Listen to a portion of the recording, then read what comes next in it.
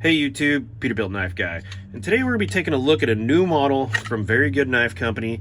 This is the Eagle, made by Very Good Knife Company and designed by Gabriel at The Last Huntsman. Let's give her some hammer. Ooh, right through it, look at that. Nice. Check that edge. There is nothing wrong with that edge. So let's get into this. Like I said, this is the Eagle. Gabe has already, this is his second or third design, I can't remember, but his first design with Very Good Knife Company was the Hawk, and it is a smaller version of this. This is basically a bigger version, sax style blade. We have a medium high saber grind. It's flat grind, nice V edge on there. This is not the factory edge. This was sent off to Scab at Choir Boys Cutlery Outdoors. I always forget his name. He's changed his name so many times on it. But Scab, we all know Scab, pillar of the freaking community. But he tested it out prior to me, sent it back to me, and I had to kind of re-edge it because it wasn't up to my standards. And by that I mean Scab uses the crap out of knives, so yeah, so I had to put a new edge on it, but like I said, this is not a factory edge, but it's a sharp edge for testing purposes.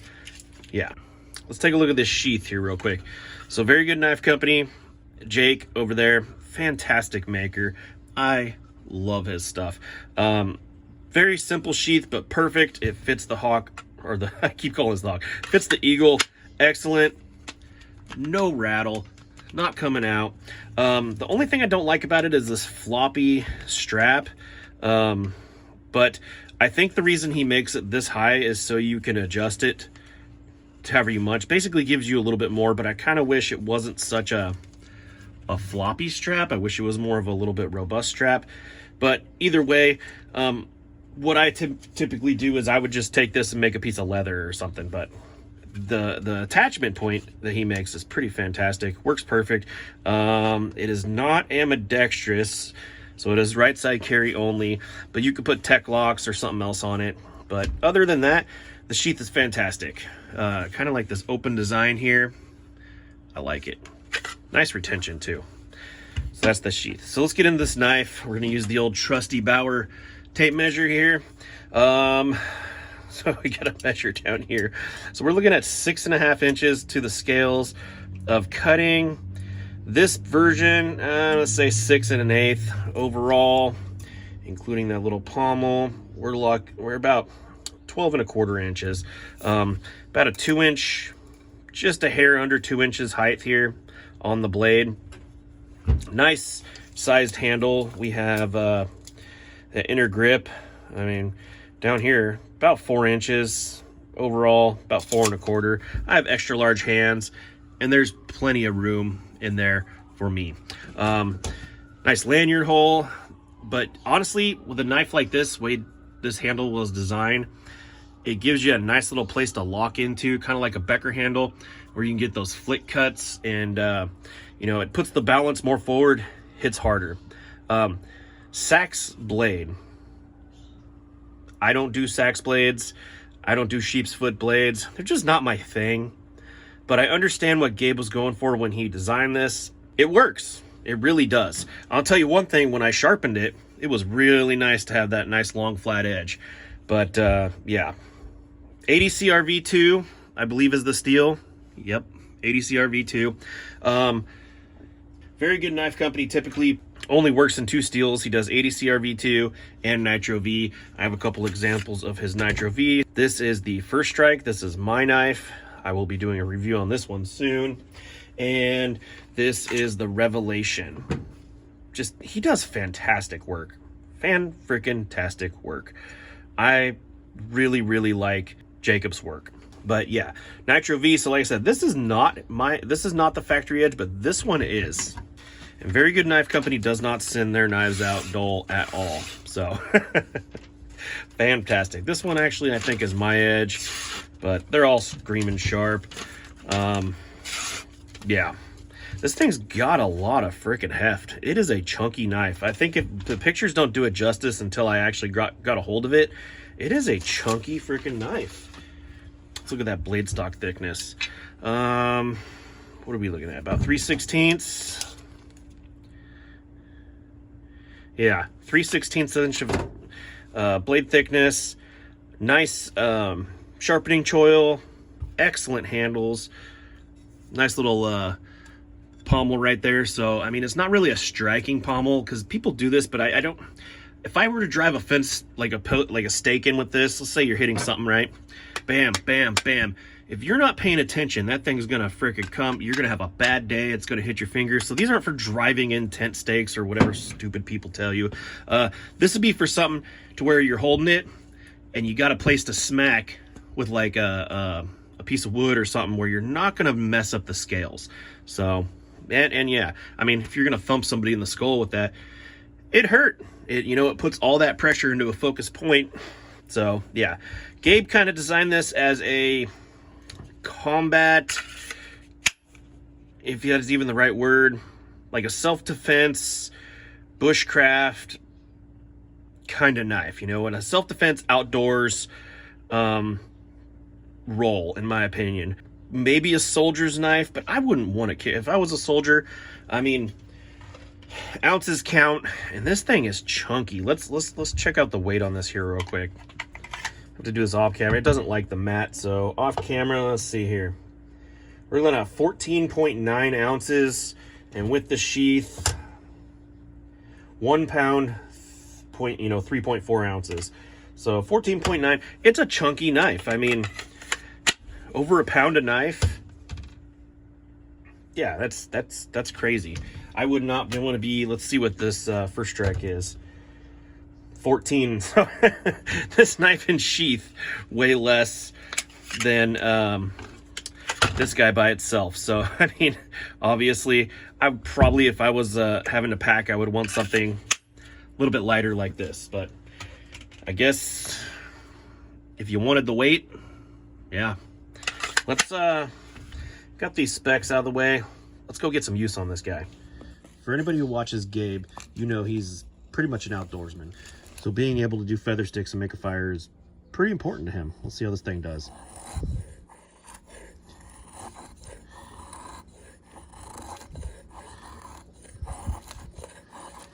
Now, I always say that I am the world's worst feather sticker.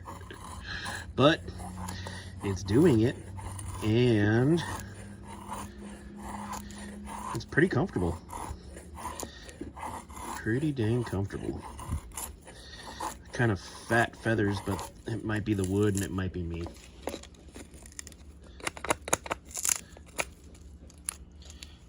Let's get some, let's use this 90-degree spine, get some shavings. Now, I'm going to tell you right now, maybe I was holding it wrong. Yeah, there we go. Little fines, very nice. Not centered camera, Peterbilt knife guy shit. Ferro rod time.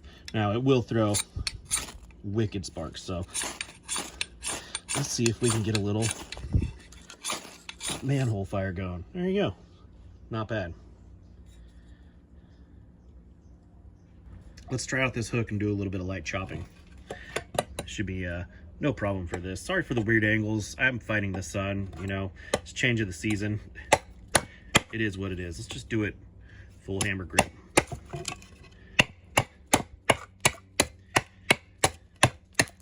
Yeah, it does it. Let's choke it back. Yeah, get a little bit more power like that.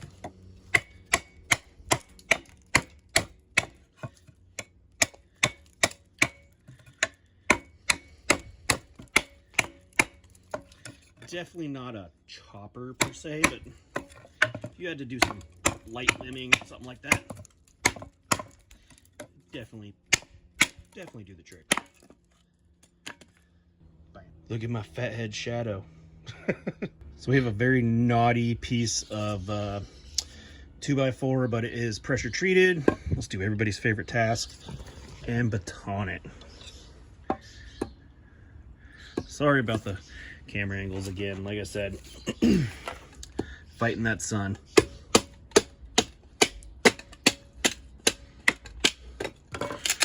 Right around that, no problem. Let's try to go through that knot. Oh yeah, right into that knot. Oh, went around it. How can we get that? Let's go this way. Now we're cooking with fire. Apparently, it just doesn't want to go through that knot. Just carving that knot out. There we go. Oh yeah. That is going to check that edge right there. Let's give her some hammer. Ooh, right through it. Look at that. Nice. Check that edge. There is nothing wrong with that edge. Very good knife company. Does an excellent job with their 80 CRV2 and their Nitro V. Now, since this isn't my knife and is just on loan, we're not going to be doing a nail test. We're not going to be doing a copper test, but we're going to do some cross-batoning. Because I like testing knives by cross-batoning. Really, in my opinion, you know, regular batoning, let's see how I can explain this. With regular batoning, once you make the wedge, that edge is not in contact with the wood. Unless you hit a knot, that edge stays pretty much untouched once it gets to the wedge of the knife. But with cross batoning, it is all the edge of that knife, because you're just beating it through the frickin' wood. Bam. Is there a knot in here?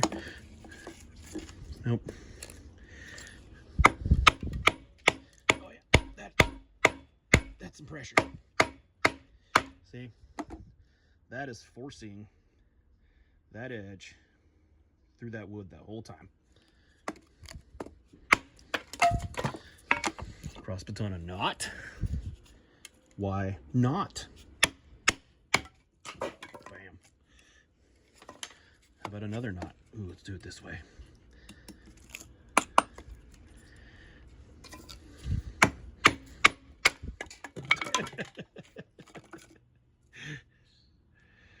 Nice.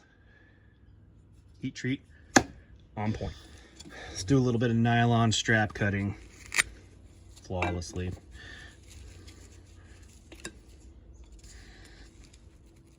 Oh, this stuff is brutal. But yeah. Can we get all four? Nice. Let's check that edge after the knots. Flawless. Flawless.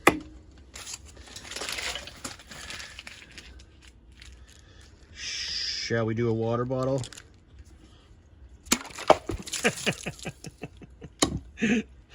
Awesome. All right, this thing, the way it just went through that water bottle, that always impresses me. Even after literally pounding it through knots and cross batoning, yeah, we didn't put hours worth of work on it, but I mean, if it had a bad heat treat or a shitty edge or bad geometry, going through a knot would definitely mess up that edge. Now, would it chip it or roll it? No, it'd probably just blunt it, put a little glint on it, but that paper shows that there's nothing. I mean, nothing. Yeah, Jacob's heat treat is always on point with all the knives that I have of his and tested. Yeah, his fit and finish is perfect. Always. I have never seen a freaking problem with his stuff. I'm not gonna, even a little bit of chamfering, little countersinking for that lanyard hole. Fantastic. Now, if you watch my channel for any period of time, you know I'm not a Saks guy. I don't like them, so we just look at this knife as a freaking knife. Does it do its job? It does its job fantastic. As an outdoor combat knife roll, sure. This thing's super heavy duty and will never let you down. The drop is coming tomorrow, April 25th. Not only will these be available, he's gonna do a run in these with 3 different handle colors. I think natural, red, and blue, like this guy right here. And then he's gonna also drop some Hawks. So there'll be a run of Hawks and there'll be a run of these Eagles April 25th.